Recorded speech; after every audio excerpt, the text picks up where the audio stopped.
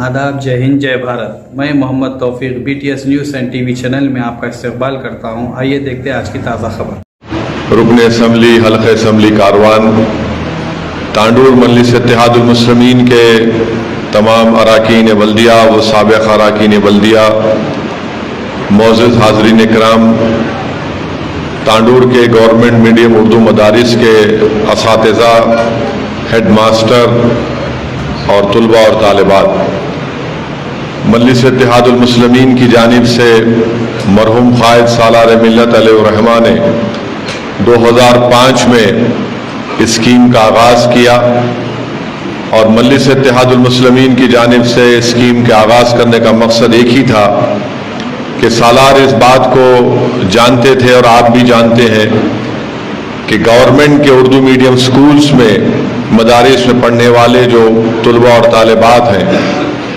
बहुत बड़ी अक्सरियत 90% से ज़्यादा ये बच्चे और बच्चियों की जो अक्सरियत है वो तमाम के तमाम गरीब अफराद ख़ानदान या गरीब घर से आते हैं।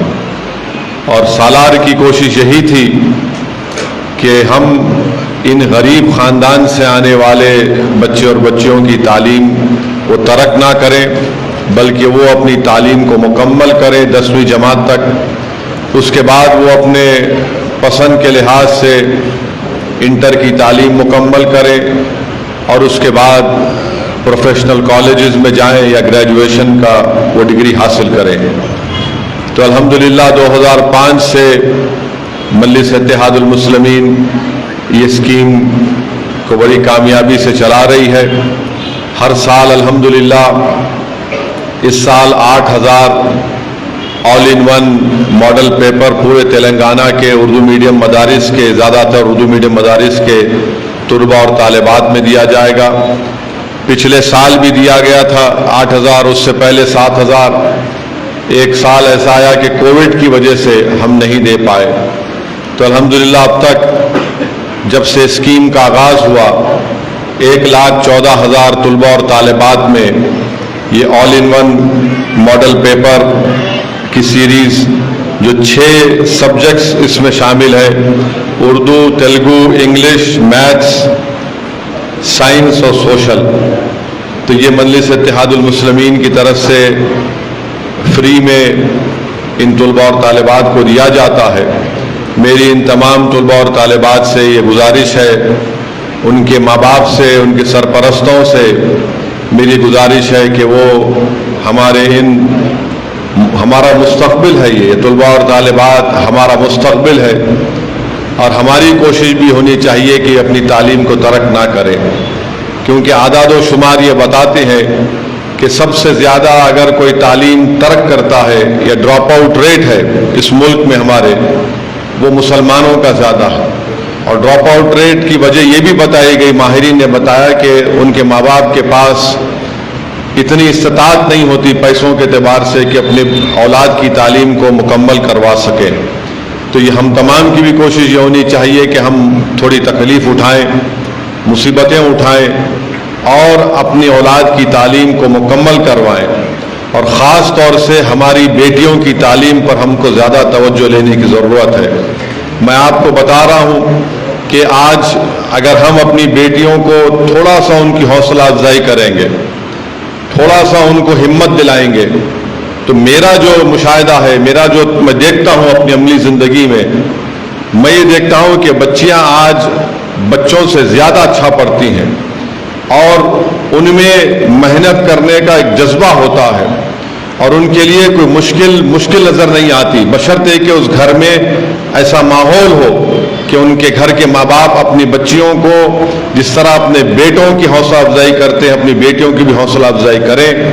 और ये बहुत ज़रूरी, आप और हम जानते हैं कि हमारे माशरे में बहुत सी बुराइयां हैं और उन बुराइयों का खात्मा करने की तमाम तंजीमें, मदारिस के ज़िम्मेदार उलमा इकराम कोशिश कर रहे हैं, मगर इन माशरे की बुराइयों का खात्मा की एक वजह ये भी हो सकती है कि हम अपनी बेटियों को तालीम याफ्ता बनाएं और ख़ूब उनको तालीम याफ्ता बनाएं। यकीनन हर माँ बाप की जिम्मेदारी होती है कि अपनी बेटी की शादी कराए और जिम्मेदारी भी है उनकी, मगर तालीम की जिम्मेदारी भी माँ बाप पर आती है।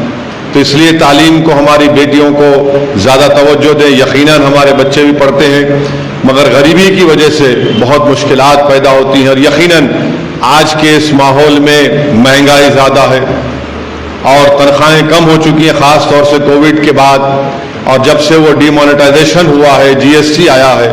मगर हमारी कोशिश ये होनी चाहिए कि हम अपने बच्चियों को तालीम दिलाएं।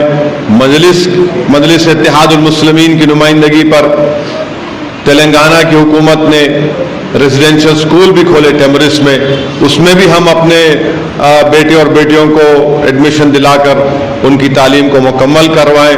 याद रखिए मेरी इस बात को, अगर आप कल मुस्तकबिल में ये चाहते हैं कि मुसलमान अपने मुक़द्दर के फैसले खुद करें, कोई गैर ना करे, तो उसकी जिम्मेदारी हम पर होती है।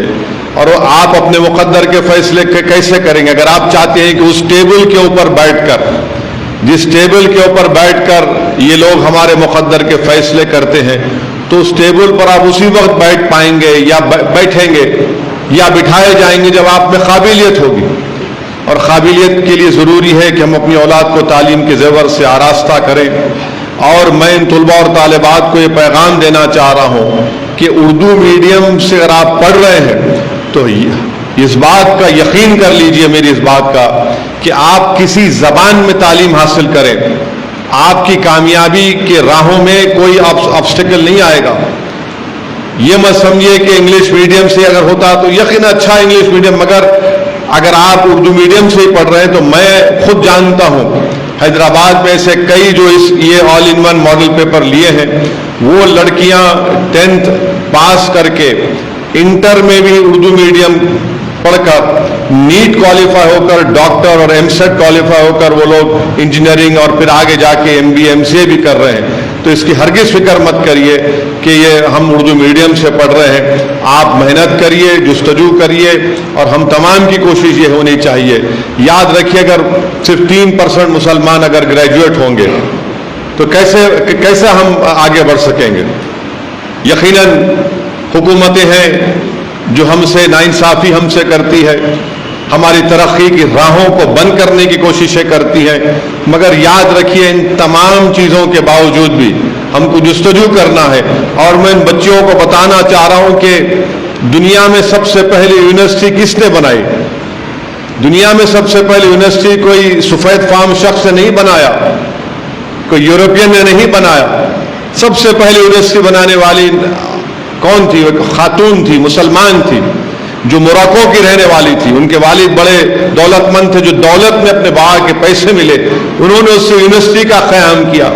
और ये जो आप देखते हैं ना कि जब हमारे बच्चियों को डिग्री मिलती है, डिग्री मिलने के बाद सर पे टोपी पहनते हो, आप देखे होंगे जिसको डिग्री मिलती है जुब्बा पहनते हैं और एक 4 कोनी टोपी रहती है। वो कहाँ से निकली? वो इस्लाम ने उनको दी, क्योंकि वो 4 कोनी नहीं है बल्कि कुरान का रिहाल है। वो उस वक्त शुरू हुआ था।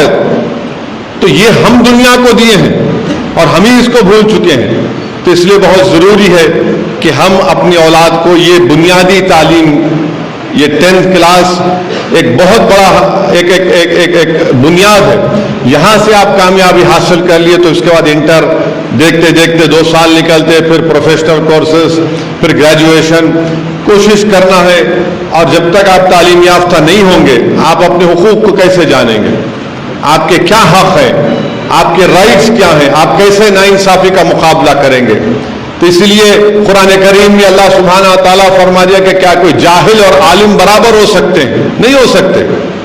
जाहिल और आलिम, अल्लाह फरमा रहा है, जाहिल और आलिम बराबर नहीं हो सकते। इसलिए जहालत के खात्मे के लिए इल्म को हासिल करना बेहद ज़रूरी है। हज़रत सुलेमान अलैहिस्सलाम से जब उनसे पूछा गया कि आप क्या चाहते हैं, दौलत चाहते हैं, बादशाहत चाहते हैं, इल्म चाहते हैं, तो हज़रत सुलेमान अलैहिस्सलाम ने कहा कि अल्लाह मुझे इल्म दे दे। उस इल्म की बदौलत उनको बादशाहत भी मिली और दौलत भी मिली। हज़रत अली रज़ी अल्लाह ताला अन्हु का फरमान है कि माल खर्चने से माल खत्म हो जाता, इल्म बांटने से इल्म बढ़ता है। हज़रत अली ने फरमाया कि माल की हिफाजत करना पड़ता, इल्म आपकी हिफाजत करता है।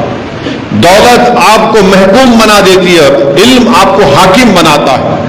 تو اس لیے حاکم بننا ہے آپ کو، قیادت کرنا ہے آپ کو، لیڈر بننا ہے، قوم کے مستقبل کے فیصلے آپ کریں گے۔ اگر آپ آج نہیں پڑھیں گے، تعلیم ترک کر دیں گے، نہیں بس ہے 10th پڑھ لیے، بچی کو کرنا ہے، شادی کرنا ہے، شادی کرنا ہے یقیناً، مجھے بھی اللہ نے بیٹیاں دی، مگر تعلیم مکمل کروانا بہت ضروری ہے۔ تو بہرحال مجلس اتحاد المسلمین کی طرف سے ایک چھوٹی سی کوشش کی جا رہی ہے۔ مرحوم قائد سالار ملت کا یہ خواب تھا، سالار بار بار یہ کہتے تھے کہ اللہ نے مجھے موقع دیا کہ میں میڈیکل کالج کا قیام عمل میں لایا، اللہ کے فضل و کرم سے، نبی کریم صلی اللہ علیہ وسلم کے صدقے تو فیل سے۔ سالار نے کہا کہ میں نے انجینئرنگ کالج بنا دیا، MBA MCA school of architecture, B pharmacy, hospital management, MBA hospital management میں۔ مجلس 2 دواخانے حیدرآباد میں چلاتی ہے، کام مجلس نے کیا۔ تو تعلیم کے میدان میں کسی بھی سیاسی جماعت نے پورے ملک میں جو کام مجلس نے کیا کوئی بھی نہیں کیا۔ بعض پارٹی کی آئیڈیالوجی ہے ہندوتوا، بعض کی آئیڈیالوجی ہے مارکسزم، بعض کی کوئی آئیڈیالوجی نہیں ہے، مگر جو طاقت آپ نے مجلس کو دی اس کا مجلس سے استعمال کیا تاکہ ہماری آنے والی نسل تیار ہو جائے۔ میں پھر سے کہہ رہا ہوں، بار بار کہہ رہا ہوں کہ 1984 میں مجلس اتحاد المسلمین